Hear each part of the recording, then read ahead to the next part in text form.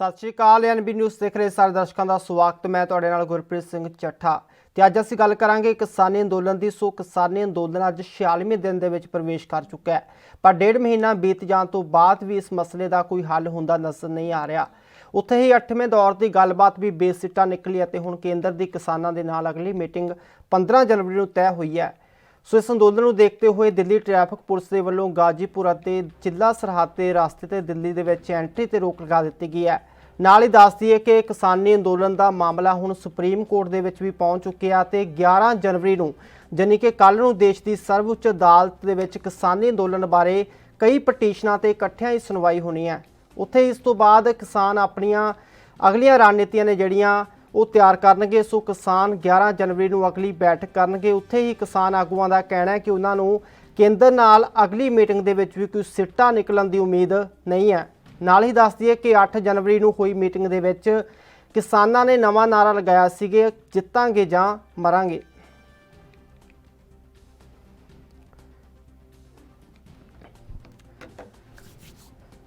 सो कुल 8 मीटिंगां केंद्र दे नाल किसानां दियां हो चुकियां ने, जिथे केंद्र सरकार कहती है कि इस मसले का हल है जिहड़ा वो गलबात राही निकलेगा। सो गलबात भी 8 मीटिंगां दे विच हो चुकी है, पर कोई भी हल किसानां नूं निकलदा नज़र नहीं आ रहा। उत्थे ही 46 दिन हो चुके ने, दिल्ली के ਵੱਖ-ਵੱਖ बार्डरां ते किसान ने अपनियां मंगां नूं लैके डटे हुए ने।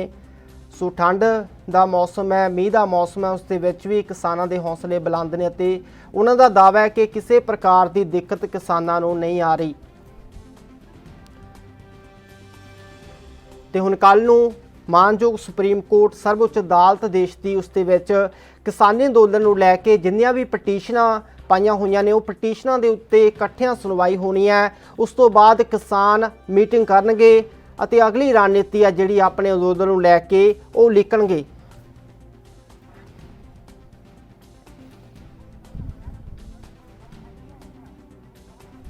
सो दस दिए कि इस अंदोलन नूं देखते हुए दिल्ली ट्रैफिक पुलिस ने गाजीपुर ਅਤੇ चिल्ला रास्ते दे राही जो दिल्ली दे विच प्रवेश करते हैं लोग, उस उत्ते भी जिहड़ी रोक लगा दी गई है, क्योंकि उस रास्ते के उत्ते जो ट्रैफिक है वो बहुत ज़्यादा वधन का दावा दिल्ली पुलिस के वलों किया गया है। सो इस नूं लैके 11 जनवरी नूं सुप्रीम कोर्ट दे विच कई पटीशनां ते सुनवाई होनी है। उत्थे सब दियां नज़रां टिकियां होईयां ने किसानां दियां। उस तो बाद हुण जिहड़ी किसानां दी अगली रणनीति है वो तैयार की जानी है।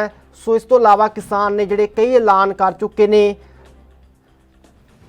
26 जनवरी मौके ट्रैक्टरां दे राही किसान परेड करनगे, इस तरह के ऐलान किसानों वालों किए गए हैं। सो जी अगली मीटिंग है केंद्र नाल वो 15 तरीक नूं है, यानी कि 15 तरीक नूं भी किसान है जिहड़े केंद्र दे नाल मीटिंग करनगे।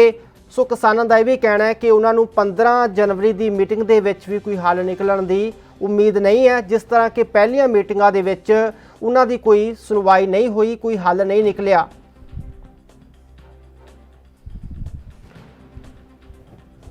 सो जी पिछली मीटिंग हुई सी वो 8 जनवरी नूं हुई सी, जिस दे विच भी कोई हल नहीं निकलिया। दोवें धिरां दे विच जिहड़ी गलबात है वो जरूर हुई, पर जो किसानां दीयां मंगां सीगियां ओह हल हुंदियां नज़र नहीं आईयां, क्योंकि केंद्र का कहना सी कि असीं खेती कानून वापस नहीं लवांगे, पर किसान इसे मंग ते अड़े रहे कि एक खेती कानून रद्द होने चाहिए ने।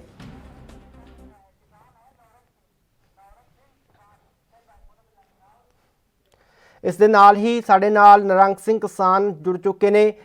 सब तो पहला ARB न्यूज़ से स्वागत है तुहाडा। ते मेरा सवाल है कि 8 मीटिंगां दे विच कोई भी हल नहीं निकलिया ते हुण 15 जनवरी नूं जिहड़ी मीटिंग रखी गई है, तुहानूं की उम्मीद है?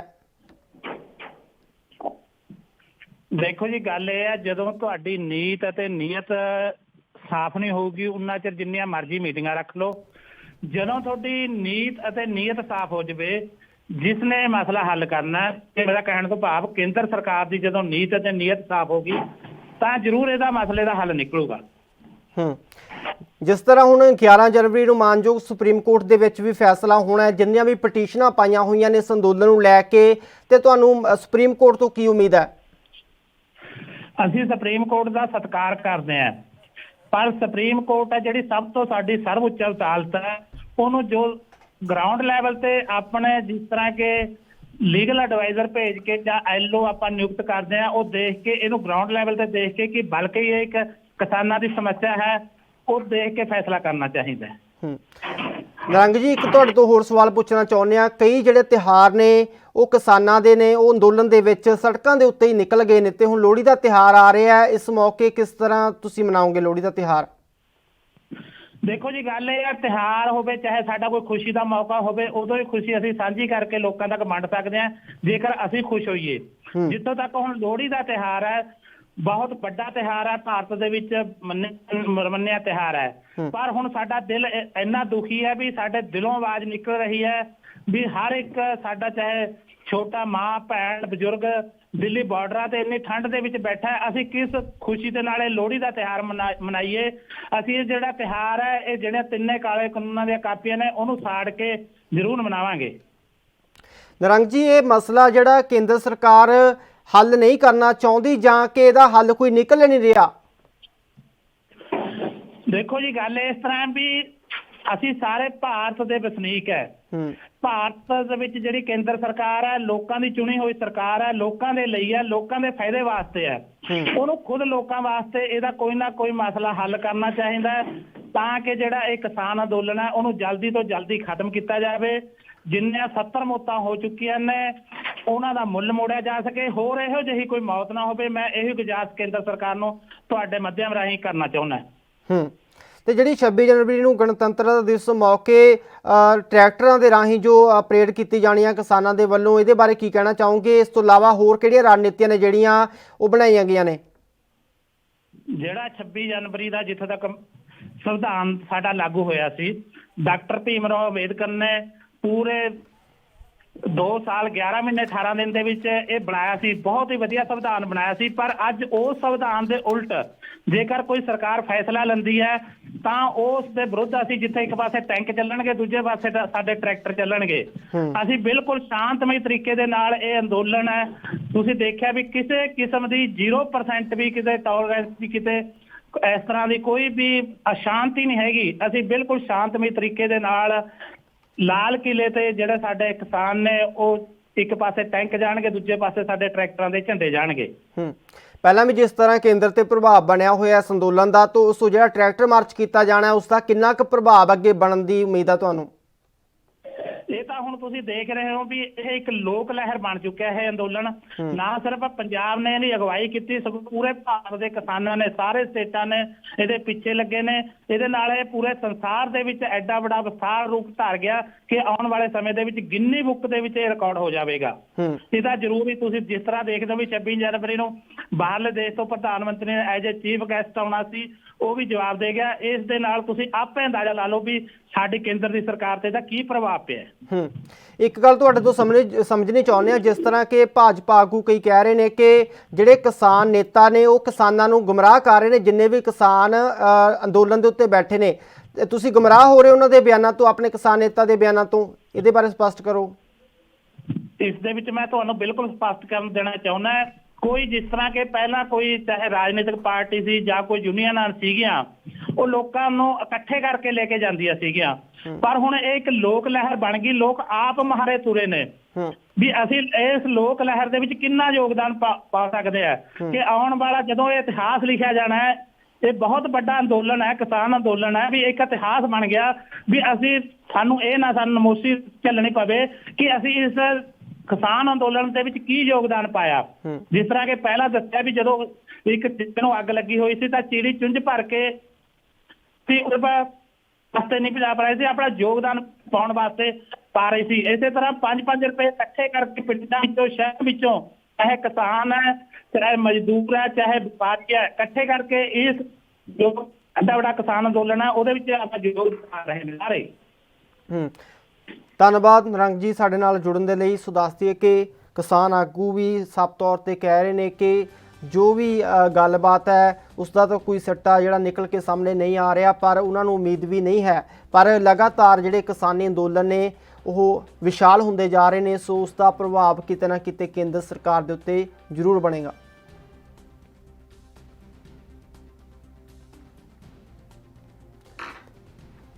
ਸੋ ਲਗਾਤਾਰ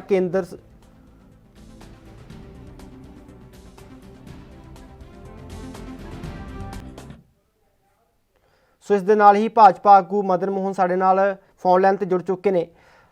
ਲਗਾਤਾਰ ਕੇਂਦਰ ਤੁਹਾਡੀ ਸਰਕਾਰ ਲਗਾਤਾਰ ਮੀਟਿੰਗਾਂ ਕਰ ਰਹੀ ਹੈ ਕਿਸਾਨਾਂ ਦੇ ਨਾਲ, ਪਰ ਕੋਈ ਹੱਲ ਨਹੀਂ ਨਿਕਲ ਰਿਹਾ। ਹੱਲ ਕਿਸ ਤਰ੍ਹਾਂ ਨਿਕਲੇਗਾ?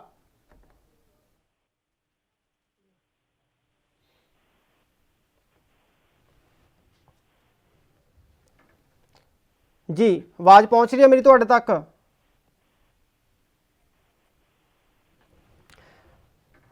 ਸੋ ਦੱਸ ਦਈਏ ਕਿ ਕਿਸਾਨ ਲਗਾਤਾਰ ਹੱਕੀ ਮੰਗਾਂ ਨੂੰ ਲੈ ਕੇ ਸੰਘਰਸ਼ ਕਰ ਰਹੇ ਨੇ। ਤਸਵੀਰਾਂ 'ਚ ਦੇਖ ਸਕਦੇ ਹੋ ਤੁਸੀਂ ਕਿ ਟਰੈਕਟਰ ਮਾਰਚ ਵੀ ਕਿਸਾਨਾਂ ਵੱਲੋਂ ਕੱਢੇ ਜਾ ਰਹੇ ਨੇ, ਪਰ ਵੱਖ-ਵੱਖ ਤਰੀਕਿਆਂ ਦੇ ਨਾਲ ਕਿਸਾਨ ਨੇ ਜਿਹੜੇ ਉਹ ਕੇਂਦਰ ਦੇ ਉੱਤੇ ਦਬਾਅ ਬਣਾਉਣਾ ਚਾਹੁੰਦੇ ਨੇ ਤਾਂ ਜੋ ਉਹ ਆਪਣੇ ਮਸਲੇ ਨੂੰ ਹੱਲ ਕਰਵਾ ਸਕਣ।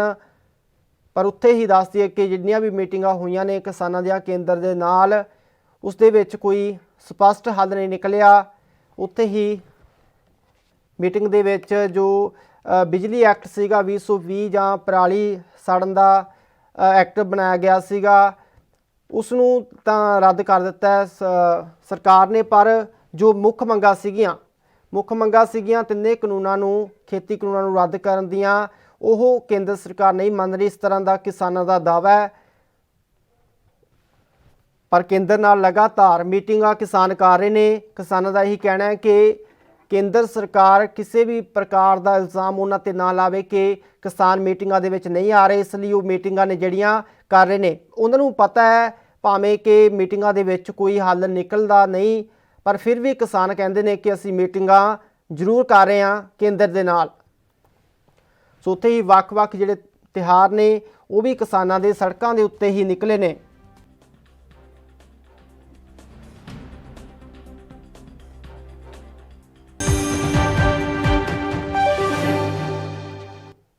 ਬ੍ਰੇਕ ਤੋਂ ਬਾਅਦ ਦਰਸ਼ਕਾਂ ਦਾ ਸਵਾਗਤ ਹੈ। ਤੇ ਉੱਥੇ ਦੱਸ ਦਈਏ ਕਿ ਕਿਸਾਨੀ ਮਸਲਾ ਜਿਹੜਾ ਉਹ ਲਗਾਤਾਰ ਗੰਭੀਰ ਹੁੰਦਾ ਜਾ ਰਿਹਾ ਤੇ ਕਿਸਾਨੀ ਅੰਦੋਲਨ 46ਵੇਂ ਦਿਨ ਦੇ ਵਿੱਚ ਪ੍ਰਵੇਸ਼ ਕਰ ਚੁੱਕਿਆ ਹੈ, ਪਰ ਇਸ ਤੋਂ ਬਾਅਦ ਵੀ ਕੋਈ ਹੱਲ ਨਿਕਲਦਾ ਨਜ਼ਰ ਨਹੀਂ ਆ ਰਿਹਾ। ਉੱਥੇ ਹੀ ਹੁਣ ਕੇਂਦਰ ਦੀਆਂ ਕਿਸਾਨਾਂ ਦੇ ਨਾਲ ਕਈ ਮੀਟਿੰਗਾਂ ਹੋ ਚੁੱਕੀਆਂ ਨੇ, ਪਰ ਇਸ ਦੇ ਵਿੱਚ ਵੀ ਕਿਸਾਨਾਂ ਨੂੰ ਕੋਈ ਇਸ ਦੇ ਨਾਲ ਹੀ ਹਰਿੰਦਰ ਸਿੰਘ ਕਿਸਾਨ ਸਾਡੇ ਨਾਲ ਫੋਨ ਲਾਈਨ ਤੇ ਜੁੜ ਚੁੱਕੇ ਨੇ। ਹਰਿੰਦਰ, 8 ਮੀਟਿੰਗਾਂ ਹੋ ਚੁੱਕੀਆਂ ਨੇ ਪਰ ਕੋਈ ਵੀ ਹੱਲ ਨਹੀਂ ਨਿਕਲਿਆ। ਉਸ ਤੋਂ ਬਾਅਦ ਹੁਣ 15 ਜਨਵਰੀ ਨੂੰ ਮੀਟਿੰਗ ਰੱਖੀ ਗਈ ਹੈ, ਇਸ ਤੋਂ ਕੀ ਉਮੀਦ ਹੈ? ਉਮੀਦ ਤਾਂ ਏਦਾਂ ਵੀ ਜਿਹੜੀ ਪਹਿਲਾਂ ਜਿਹੜੀਆਂ ਮੀਟਿੰਗਾਂ ਹੋਈਆਂ ਨੇ ਨਾ, ਜਿਹੀ ਜਿਹੀ ਉਮੀਦਾਂ ਉਹ ਜਿਹੜੀਆਂ ਮੀਟਿੰਗਾਂ ਹੋਈਆਂ ਨੇ ਉਹਨਾਂ ਨੂੰ ਦੇਖ ਕੇ ਤਾਂ ਹੁਣ 15 ਤਰੀਕ ਵਾਲੀ ਮੀਟਿੰਗ ਵੀ ਸਾਨੂੰ ਕੁਝ ਲੱਗਦੀ ਨਹੀਂ ਵੀ ਕਿਵੇਂ ਰਹੂਗੀ, ਕਿਉਂਕਿ ਇਹ ਸਰਕਾਰ ਇੱਕ ਟਾਈਮ ਤਾਂ ਪਾ ਰਹੀ ਹੈ। ਇਹ ਮੀਟਿੰਗਾਂ ਕਰਕੇ ਮਤਲਬ ਸਾਨੂੰ ਹਰਾਸਮੈਂਟ ਕਰ ਰਹੀ ਹੈ। ਕਦੇ ਕਹਿੰਦੀ ਆ ਤੁਸੀਂ ਮਤਲਬ ਯੂਨੀਅਨ ਬਣਾ ਲਓ, ਜਾਂ ਕਦੇ ਕਹਿੰਦੇ ਕੋਰਟ ਚਲੇ ਜਾਓ। ਮਤਲਬ 15 ਤਰੀਕ ਵਾਲੀ ਜਿਹੜੀ ਹੈਗੀ ਵੀ ਜਿਵੇਂ ਪਿੱਛੇ ਹੋਈਆਂ ਨੇ, ਸ਼ਾਇਦ ਉਦਾਂ ਹੀ ਹੋਵੇ। ਹਰਿੰਦਰ, ਕਈ ਪਟੀਸ਼ਨਾਂ ਨੇ ਜਿਹੜੀਆਂ ਉਸ ਤੇ ਇਕੱਠਿਆਂ ਸੁਣਵਾਈ ਹੋਣੀ ਹੈ ਕੱਲ੍ਹ ਨੂੰ 11 ਤਰੀਕ ਨੂੰ ਮਾਨਯੋਗ ਸੁਪਰੀਮ ਕੋਰਟ ਦੇ ਵਿੱਚ। ਉੱਥੋਂ ਸੁਪਰੀਮ ਕੋਰਟ ਤੋਂ ਤੁਹਾਨੂੰ ਕੀ ਉਮੀਦ ਹੈ? ਸੁਪਰੀਮ ਕੋਰਟ ਤੋਂ ਕਾਹਦੀ ਉਮੀਦ ਰੱਖ ਸਕਦੇ ਹਾਂ ਜੀ ਆਪਾਂ? ਦੱਸੋ ਪਹਿਲਾਂ। ਸੁਪਰੀਮ ਕੋਰਟ ਵੀ ਸਰਕਾਰ ਦੇ ਹੱਕ 'ਚ ਜਾਊਗੀ ਜਦੋਂ ਜੱਜ ਦੇਖ ਸਕਦੇ ਨੇ ਆਪਣਾ। ਹੁਣ ਜਿਹੜੀ ਆਪਾਂ ਨੂੰ ਜਸਟਿਸ ਹੈ, ਆਪਾਂ ਨੂੰ ਉਹਦੇ ਪਰ ਵਿਸ਼ਵਾਸ ਹੀ ਨਹੀਂ ਹੈਗਾ। ਜੇ ਵਿਸ਼ਵਾਸ ਹੁੰਦਾ ਆਪਾਂ ਕਦੇ ਚਲੇ ਜਾਂਦੇ, ਪਰ ਨਹੀਂ, ਆਪਾਂ ਤਾਂ ਸਿਰਫ ਕਾਨੂੰਨ ਰੱਦ ਹੀ ਕਰਾਉਣੇ ਨੇ। ਜਿੰਨੀਆਂ ਜਥੇਬੰਦੀ ਸਾਡੀਆਂ ਜਾਂਦੀਆਂ ਨੇ ਉਨੀਆਂ ਇਕੱਠੀਆਂ ਹੀ ਜਾਣਗੀਆਂ, ਇੱਕੋ ਫੈਸਲਾ ਹੈ। ਹੁਣ ਪਹਿਲਾਂ ਸਾਡਾ ਸੀਗਾ ਵੀ ਯੈਸ ਜਾਂ ਨੋ, ਪਰ ਹੁਣ ਕੀ ਹੈ, ਜਾਂ ਜਿੱਤਾਂਗੇ ਜਾਂ ਅਸੀਂ ਮਰਾਂਗੇ। ਹਰਿੰਦਰ, ਇੱਕ ਪਾਸੇ ਤਾਂ ਵੱਡੀ ਗਿਣਤੀ ਦੇ ਵਿੱਚ ਕਿਸਾਨ ਨੇ ਜਿਹੜੇ ਅੰਦੋਲਨ ਕਰ ਰਹੇ ਨੇ, ਸੋ ਇਹ ਅੰਦੋਲਨ ਹੁਣ ਅੰਤਰਰਾਸ਼ਟਰੀ ਬਣ ਚੁੱਕਿਆ ਹੈ, ਪਰ ਦੂਜੇ ਪਾਸੇ ਜਿਹੜੇ ਭਾਜਪਾ ਆਗੂ ਨੇ ਲਗਾਤਾਰ ਬਿਆਨ ਦੇ ਰਹੇ ਨੇ ਕਿ ਇਹ ਜਿਹੜੇ ਕਾਨੂੰਨ ਨੇ ਕਿਸਾਨਾਂ ਦੇ ਪੱਖ 'ਚ ਨੇ। ਹਰਜੀਤ ਸਿੰਘ ਗਰੇਵਾਲ ਦਾ ਕਹਿਣਾ ਹੈ ਕਿ 97% ਜਿਹੜੀਆਂ ਕਿਸਾਨ ਜਥੇਬੰਦੀਆਂ ਨੇ ਦੇਸ਼ ਦੀਆਂ, ਉਹ ਇਸ ਬਿੱਲਾਂ ਦੇ, ਇਹਨਾਂ ਕਾਨੂੰਨਾਂ ਦੇ ਪੱਖ ਦੇ ਵਿੱਚ ਨੇ। ਨਹੀਂ, ਇਹ ਤਾਂ ਚਲੋ ਕੁਝ ਤਾਂ ਚਲੋ ਭਾਜਪਾ ਦਾ ਜਿਹੜਾ ਹਰਜੀਤ ਗਰੇਵਾਲ ਆ ਉਹਦੇ ਬਾਰੇ ਸਭ ਨੂੰ ਪਤਾ, ਮੈਨੂੰ ਕਹਿਣ ਦੀ ਕੋਈ ਲੋੜ ਨਹੀਂ, ਕਿਉਂਕਿ ਉਹ ਤਕਰੀਬਨ ਹੁਣ ਪੰਜਾਬ ਦਾ ਉਹ ਗਰਦਾਰੀ ਕਰ ਚੁੱਕੀ ਹੈ। ਉਹ ਹੁਣ ਪੰਜਾਬ 'ਚ ਉਹਦਾ ਬਣਨਾ ਵੀ ਕਿਸੇ ਟਾਈਮ ਚਲੋ ਮੁਸ਼ਕਲ ਹੋ ਜੂ, ਤਕਰੀਬਨ ਪੱਕਾ ਹੀ ਹੈ। ਹਰਿੰਦਰ, ਤੁਹਾਨੂੰ ਇੱਥੇ ਰੋਕਣਾ ਚਾਹਾਂਗੇ ਅਸੀਂ। ਸਾਡੇ ਨਾਲ ਹਰਜੀਤ ਸਿੰਘ ਗਰੇਵਾਲ ਭਾਜਪਾ ਆਗੂ ਫੋਨ ਲਾਈਨ ਤੇ ਜੁੜ ਚੁੱਕੇ ਨੇ। ਗਰੇਵਾਲ ਸਾਹਿਬ, ਤੁਸੀਂ ਕਿਹਾ ਸੀਗਾ ਕਿ 97% ਜਿਹੜੀਆਂ ਕਿਸਾਨ ਜਥੇਬੰਦੀਆਂ ਨੇ ਦੇਸ਼ ਦੀਆਂ, ਉਹ ਮਤਲਬ ਇਹਨਾਂ ਕਾਨੂੰਨਾਂ ਦੇ ਪੱਖ ਦੇ ਵਿੱਚ ਨੇ। ਹੈਲੋ ਜੀ, ਤੁਹਾਡੀ ਆਵਾਜ਼ ਸਾਫ਼ ਨਹੀਂ ਆਈ, ਮੈਨੂੰ ਸੁਣਾਈ। ਗਰੇਵਾਲ ਸਾਹਿਬ, ਤੁਸੀਂ ਦਾਅਵਾ ਕੀਤਾ ਸੀਗਾ ਕਿ ਜਿਹੜੀਆਂ 97% ਕਿਸਾਨ ਜਥੇਬੰਦੀਆਂ ਨੇ ਦੇਸ਼ ਦੀਆਂ, ਉਹ ਇਹਨਾਂ ਬਿੱਲਾਂ ਦੇ ਪੱਖ 'ਚ ਨੇ, ਜਿਹੜਾ ਬਿੱਲ ਕਿ ਕੇਂਦਰ ਸਰਕਾਰ ਨੇ ਲਿਆਂਦਾ ਹੈ। ਆਪਦੀ ਆਵਾਜ਼ ਨਹੀਂ ਆ ਰਹੀ ਠੀਕ, ਮੈਨੂੰ ਸੁਣਾਈ ਨਹੀਂ ਦੇ ਰਿਹਾ ਠੀਕ। ਜੀ। ਸੋ ਹਰਿੰਦਰ ਸਿੰਘ ਸਾਡੇ ਨਾਲ ਕਿਸਾਨ ਜੁੜੇ ਹੋਏ ਨੇ। ਹਰਿੰਦਰ, ਇਸ ਬਾਰੇ ਕੀ ਕਹਿਣਾ ਚਾਹੋਗੇ ਜੋ ਲਗਾਤਾਰ ਭਾਜਪਾ ਆਗੂਆਂ ਦੇ ਬਿਆਨ ਸਾਹਮਣੇ ਆ ਰਹੇ ਨੇ?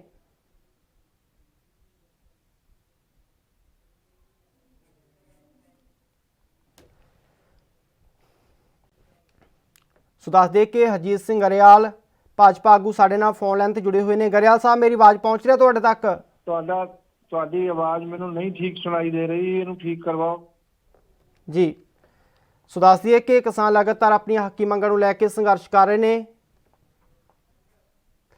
ਇਸ ਦੇ ਨਾਲ ਹੀ ਹਰਿੰਦਰ ਸਿੰਘ ਕਿਸਾਨ ਸਾਡੇ ਨਾਲ ਫੋਨ ਲਾਈਨ ਤੇ ਜੁੜੇ ਹੋਏ ਨੇ। ਹਰਿੰਦਰ, ਜਿਸ ਤਰ੍ਹਾਂ ਕਿ ਕਈ ਜਿਹੜੇ ਤਿਉਹਾਰ ਨੇ ਉਹ ਕਿਸਾਨਾਂ ਦੇ ਸੜਕਾਂ ਦੇ ਉੱਤੇ ਹੀ ਲੰਘ ਗਏ ਨੇ, ਹੁਣ ਲੋਹੜੀ ਦਾ ਤਿਉਹਾਰ ਆ ਰਿਹਾ, ਇਹਦੇ ਬਾਰੇ ਕੀ ਕਹੋਗੇ? ਦੇਖੋ ਜੀ, ਇਹ ਤਾਂ ਅਸੀਂ ਜਦੋਂ ਤੁਰੇ ਸੀ ਇੱਥੋਂ ਸਾਨੂੰ ਪਤਾ ਸੀ ਸਰਕਾਰ ਦੇ ਜਿਹੜੇ ਏਜੰਡੇ ਨੇ ਵੀ ਕੀ ਨੇ, ਕਿਉਂਕਿ ਕਿਸਾਨੀ ਦੇ ਕਿਸਾਨੀ ਦਾ ਬੁਰਾ ਹਾਲ ਇਹ ਕਰਤਾ ਜਿਹੜਾ ਹੁਣ ਤੱਕ ਕਿਸਾਨਾਂ ਦੀ ਸੁਣੀ ਕਦੋਂ ਗਈ ਹੈ। ਅਸੀਂ ਤਾਂ ਆਪਣਾ ਪੂਰੀ ਤਿਆਰੀ ਕਰਕੇ ਗਏ ਸੀ 6 ਮਹੀਨੇ ਦੀ। ਮੈਨੂੰ ਇਹ ਆਸ ਹੈ ਵੀ ਸ਼ਾਇਦ 6 ਮਹੀਨੇ ਲੱਗ ਜਾਣ। ਸਾਡੀ ਤਾਂ ਲੋਹੜੀ, ਦੀਵਾਲੀ, ਸਾਡਾ ਸਾਰਾ ਕੁਝ ਹੁਣ ਇੱਥੇ ਹੀ ਲੱਗੂਗਾ। ਮੇਰੇ ਹਿਸਾਬ ਨਾਲ ਸਰਕਾਰ ਨੇ ਮੰਨਣਾ ਨਹੀਂ, ਕਿਉਂਕਿ ਜਿਹੜਾ ਮੋਦੀ ਹੈ ਨਾ, ਹੁਣ ਇਹ ਆਪਣਾ ਪ੍ਰਧਾਨ ਮੰਤਰੀ ਹੈ, ਇਹ ਹੁਣ ਗੱਭੇ ਫਸ ਚੁੱਕਿਆ ਹੈ। ਹਰਿੰਦਰ, ਇੱਕ ਪਾਸੇ ਤਾਂ ਕਿਸਾਨਾਂ ਦਾ ਕਹਿਣਾ ਹੈ ਕਿ ਇਹ ਖੇਤੀ ਕਾਨੂੰਨ ਨੇ ਜਿਹੜੇ ਰੱਦ ਹੋਣੇ ਚਾਹੀਦੇ ਨੇ, ਪਰ ਕੇਂਦਰ ਕਹਿੰਦੀ ਅਸੀਂ ਅਮੈਂਡਮੈਂਟ ਕਰਨ ਨੂੰ ਤਿਆਰ ਹਾਂ। ਦੋਵੇਂ ਆਪਣੀ ਆਪਣੀ ਗੱਲ ਤੇ ਅੜੇ ਹੋਏ ਨੇ। ਇਸ ਦੇ ਵਿੱਚ ਦਾ ਰਸਤਾ ਕੀ ਹੋ ਸਕਦਾ ਹੈ?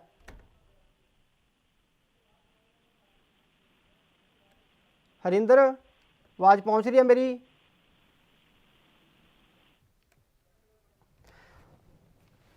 ਦੱਸ ਦਈਏ ਕਿ ਤਕਨੀਕੀ ਖਰਾਬੀ ਹੋਣ ਕਾਰਨ ਸਾਡਾ ਸੰਪਰਕ ਸਹੀ ਤਰੀਕੇ ਨਾਲ ਨਹੀਂ ਹੋ ਰਿਹਾ। ਸੋ ਉੱਥੇ ਹੀ ਜਿਹੜੇ ਕਿਸਾਨ ਨੇ ਉਹਨਾਂ ਦਾ ਵੀ ਦਾਅਵਾ ਹੈ ਕਿ ਉਹਨਾਂ ਨੂੰ ਕੋਈ ਵੀ ਉਮੀਦ ਨਹੀਂ ਹੈਗੀ ਸਰਕਾਰ ਤੋਂ ਕਿ ਕਿਸਾਨਾਂ ਦਾ ਮਸਲਾ ਜਿਹੜਾ ਹੱਲ ਹੋਏਗਾ, ਪਰ ਉਹ ਸੰਘਰਸ਼ ਹੈ ਜਿਹੜਾ ਲਗਾਤਾਰ ਕਰਨਗੇ ਅਤੇ ਲੰਬੇ ਸੰਘਰਸ਼ ਦੇ ਤੌਰ ਤਰੀਕਿਆਂ ਦੇ ਤੌਰ ਤੇ ਹੀ ਕਿਸਾਨ ਨੇ ਜਿਹੜੇ ਉਹ ਬਾਰਡਰਾਂ ਤੇ ਡਟੇ ਹੋਏ ਨੇ। ਸੋ ਉੱਥੇ ਹੀ ਜਿਹੜੇ ਕਈ ਤਿਉਹਾਰ ਨੇ ਉਹ ਵੀ ਕਿਸਾਨਾਂ ਦੇ ਅੰਦੋਲਨ ਦੇ ਵਿੱਚ ਹੀ ਲੰਘੇ ਨੇ, ਪਰ ਕਿਸਾਨ ਜਿਹੜੇ ਨੇ ਉਹ ਵਾਪਸ ਉਦੋਂ ਮੁੜਨਗੇ ਜਦੋਂ ਉਹਨਾਂ ਦਾ ਮਸਲਾ ਹੱਲ ਹੋਏਗਾ। ਸੋ ਉੱਥੇ ਹੀ ਕਿਸਾਨ ਨੇ ਜਿਹੜੇ ਉਹ 11 ਜਨਵਰੀ ਨੂੰ ਜਾਣੀ ਕਿ ਕੱਲ੍ਹ ਨੂੰ ਇੱਕ ਬੈਠਕ ਕਰਨਗੇ। ਉਸ ਤੋਂ ਪਹਿਲਾਂ ਮਾਨਯੋਗ ਸੁਪਰੀਮ ਕੋਰਟ ਦੇ ਵਿੱਚ ਜਿੰਨੀਆਂ ਵੀ ਪਟੀਸ਼ਨਾਂ ਨੇ ਉਸ ਦੇ ਉੱਤੇ ਇਕੱਠਿਆਂ ਹੀ ਸੁਣਵਾਈ ਹੋਣੀ ਹੈ। ਸੋ ਇਸ ਦੇ ਉੱਤੇ ਵੀ ਸਭ ਦੀਆਂ ਨਜ਼ਰਾਂ ਟਿਕੀਆਂ ਹੋਈਆਂ ਨੇ ਕਿ ਕਿਸ ਤਰ੍ਹਾਂ ਦੀ ਜਿਹੜੀ ਸੁਣਵਾਈ ਹੈ ਉਹ ਮਾਨਯੋਗ ਸੁਪਰੀਮ ਕੋਰਟ ਦੇ ਵਿੱਚ ਹੋਏਗੀ। ਉੱਥੇ ਹੀ ਕਿਸਾਨ ਆਗੂਆਂ ਦਾ ਕਹਿਣਾ ਹੈ ਕਿ ਉਹਨਾਂ ਨੂੰ ਕੇਂਦਰ ਨਾਲ ਅਗਲੀ ਮੀਟਿੰਗ ਦੇ ਵਿੱਚ ਵੀ ਕੋਈ ਹੱਲ ਨਿਕਲਣ ਦੀ ਉਮੀਦ ਨਹੀਂ ਹੈ, ਪਰ ਕੱਲ੍ਹ ਨੂੰ ਜਿਹੜੀ ਕਿਸਾਨ ਜਥੇਬੰਦੀਆਂ ਨੇ ਉਹ ਇੱਕ ਬੈਠਕ ਕਰਨਗੀਆਂ ਤੇ ਨਾਲ ਹੀ 8 ਜਨਵਰੀ ਨੂੰ ਹੋਈ ਮੀਟਿੰਗ ਦੇ ਵਿੱਚ ਵੀ ਕਿਸਾਨਾਂ ਨੇ ਇੱਕ ਨਵਾਂ ਨਾਰਾ ਲਗਾਇਆ। ਹੁਣ ਕਿਸਾਨਾਂ ਦਾ ਜਿਹੜਾ ਨਾਰਾ ਹੈ ਉਹ ਇਹ ਹੈ ਕਿ ਜਿੱਤਾਂਗੇ ਜਾਂ ਮਰਾਂਗੇ। ਪਹਿਲਾਂ ਕਿਸਾਨਾਂ ਦਾ ਨਾਰਾ ਸੀਗਾ ਯੈਸ ਜਾਂ ਨੋ, ਵੀ ਸਾਨੂੰ ਹਾਂ ਜਾਂ ਨਾ ਦੇ ਵਿੱਚ ਜਵਾਬ ਦਿਓ ਕਿ ਤੁਸੀਂ ਖੇਤੀ ਕਾਨੂੰਨ ਰੱਦ ਕਰਨੇ ਨੇ ਜਾਂ ਨਹੀਂ। ਪਰ ਹੁਣ ਕਿਸਾਨਾਂ ਦਾ ਨਾਰਾ ਹੈ ਕਿ ਅਸੀਂ ਵਾਪਸ ਨਹੀਂ ਜਾਵਾਂਗੇ ਬਲਕਿ ਜਿੱਤਾਂਗੇ ਜਾਂ ਮਰਾਂਗੇ। ਸੋ ਇਹ ਇਸ ਤਰ੍ਹਾਂ ਦੀਆਂ ਤਖਤੀਆਂ ਨੇ ਜਿਹੜੀਆਂ ਉਹ 8ਵੀਂ ਮੀਟਿੰਗ ਦੇ ਵਿੱਚ ਕਿਸਾਨਾਂ ਦੇ ਹੱਥਾਂ ਵਿੱਚ ਫੜੀਆਂ ਹੋਈਆਂ ਸੀ, ਜੋ ਕੇਂਦਰ ਸਰਕਾਰ ਦੇ ਮੰਤਰੀਆਂ ਨੂੰ ਕਿਸਾਨ ਦਿਖਾਉਂਦੇ ਹੋਏ ਨਜ਼ਰ ਆ ਰਹੇ ਸੀ। ਖੇਤੀ ਕਾਨੂੰਨਾਂ ਖਿਲਾਫ ਕਿਸਾਨਾਂ ਵੱਲੋਂ ਦਿੱਲੀ ਦੇ ਵਿੱਚ ਪ੍ਰਦਰਸ਼ਨ ਜਾਰੀ ਹੈ। ਉੱਥੇ ਇੱਕ ਦੁਖਦਾਇਕ ਖਬਰ ਵੀ ਸਾਹਮਣੇ ਆਈ ਹੈ, ਜਿੱਥੇ ਇੱਕ ਹੋਰ ਕਿਸਾਨ ਦੇ ਵੱਲੋਂ ਸਟੇਜ ਨੇੜੇ ਜ਼ਹਿਰੀਲੀ ਚੀਜ਼ ਨਿਕਲ ਲਈ ਗਈ ਹੈ। ਸੋ ਜਿਸ ਤੋਂ ਬਾਅਦ ਉਸ ਨੂੰ ਗੰਭੀਰ ਹਾਲਤ ਵਿੱਚ ਹਸਪਤਾਲ ਲਿਜਾਇਆ ਗਿਆ, ਜਿੱਥੇ ਡਾਕਟਰਾਂ ਨੇ ਉਸ ਨੂੰ ਮ੍ਰਿਤਕ ਐਲਾਨ ਦਿੱਤਾ। ਸੋ ਜਾਣਕਾਰੀ ਅਨੁਸਾਰ ਦੱਸਿਆ ਜਾ ਰਿਹਾ ਕਿ ਕਿਸਾਨ ਜ਼ਿਲ੍ਹਾ ਸ਼੍ਰੀ ਫਤਿਹਗੜ੍ਹ ਸਾਹਿਬ ਦੇ ਪਿੰਡ ਮਸ਼ਰਾਏ ਖੁਰਦ ਦਾ ਰਹਿਣ ਵਾਲਾ ਸੀ। ਕਿਸਾਨ ਅੰਦੋਲਨ ਦੇ ਵਿੱਚ ਸ਼ਾਮਲ ਸੀ ਅਤੇ ਇਸ ਦੌਰਾਨ ਉਸਨੇ ਸਟੇਜ ਦੇ ਉੱਤੇ ਜਿਹੜੀ ਸਲਫਾਸ ਨਿਕਲ ਲਈ। ਦੱਸਦੀ ਹੈ ਕਿ ਹੁਣ ਤੱਕ ਬਹੁਤ ਸਾਰੇ ਕਿਸਾਨਾਂ ਦੀ ਇਸ ਅੰਦੋਲਨ ਦੇ ਦੌਰਾਨ ਮੌਤ ਹੋ ਚੁੱਕੀ ਹੈ। ਉੱਥੇ ਹੀ ਕਿਸਾਨ ਨੇ ਜਿਹੜੇ ਉਹ ਠੰਡ ਦੇ ਵਿੱਚ ਵੀ ਪ੍ਰਦਰਸ਼ਨ ਕਰਦੇ ਨਜ਼ਰ ਆ ਰਹੇ ਨੇ।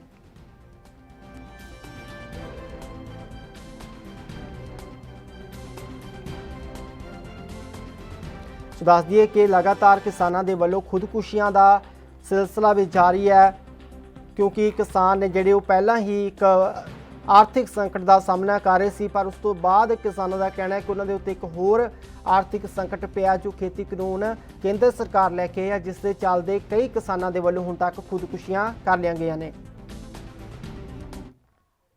ਸੋ ਖੇਤੀ ਕਾਨੂੰਨਾਂ ਦੇ ਖਿਲਾਫ ਪ੍ਰਦਰਸ਼ਨ ਲਗਾਤਾਰ ਵਧਦੇ ਜਾ ਰਹੇ ਨੇ। ਉੱਥੇ ਹੀ ਕਿਸਾਨਾਂ ਦੇ ਵੱਲੋਂ ਸਰਕਾਰ ਤੇ ਦਬਾਅ ਬਣਾਉਣ ਦੀ ਵੀ ਪੂਰੀ ਕੋਸ਼ਿਸ਼ ਕੀਤੀ ਜਾ ਰਹੀ ਹੈ। ਦੱਸ ਦਈਏ ਕਿ ਛੋਟੂ ਰਾਮ ਦੀ ਬਰਸੀ ਮੌਕੇ ਕਿਸਾਨਾਂ ਨੇ ਬਾਲਾ ਦੇ ਵਿੱਚ ਟਰੈਕਟਰ ਮਾਰਚ ਕੱਢ ਕੇ ਆਪਣਾ ਰੋਸ ਜ਼ਾਹਿਰ ਕੀਤਾ।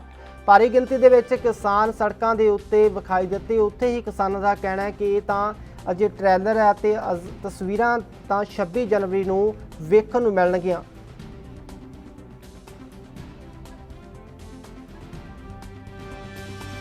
आज की रैली है ना, रैली है tractor rally, sir Chhotu Ram की पुण्यतिथि के उपलक्ष्य में निकाली जा रही है। ये तो एक सरकार को ट्रेलर दिखा रहे हैं भी असली पिक्चर है 26 जनवरी को दिल्ली में होगी। तो अब यहाँ से ये रैली शुरू हो गई है। बलदेव नगर से होते हुए ये जांडली पहुँचेगी, जांडली से मॉडल टाउन होते हुए फिर अम्बाला की मार्केट में आ जाएगी। यहाँ पर लंच ब्रेक होगा। यहाँ से फिर जिनको शंभू बॉर्डर पर जाना है वहाँ पहुँच जाएंगे, जिनको अपने घरों को जाना है, कोई काम काज देखना वो वहाँ अपने घरों को पहुँच जाएंगे। हाँ, यहाँ हमारा अंदाजा है लगभग 2000 के लगभग ट्रैक्टर वहाँ पहुँच गए हैं। 16 जन उम्मीद है कोई?